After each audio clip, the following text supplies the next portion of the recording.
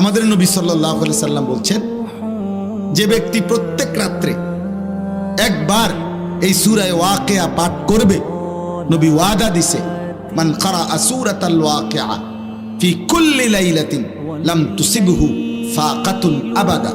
নবীজি বলছে, সূরা ওয়াকিয়া যে প্রত্যেক দিন রাতে পড়বে, আল্লাহর নবী বলছে তাকে কখনোই দারিদ্রতা, অভাব স্পর্শ করবে না।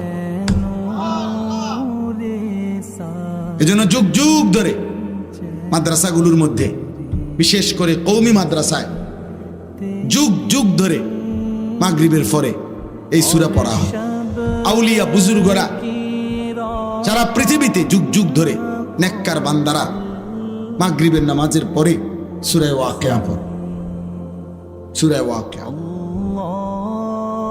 আল্লাহ নবী সাল্লাল্লাহু আলাইহি ওয়াসাল্লাম বলছেন তাকে অভাব স্পর্শ করবে।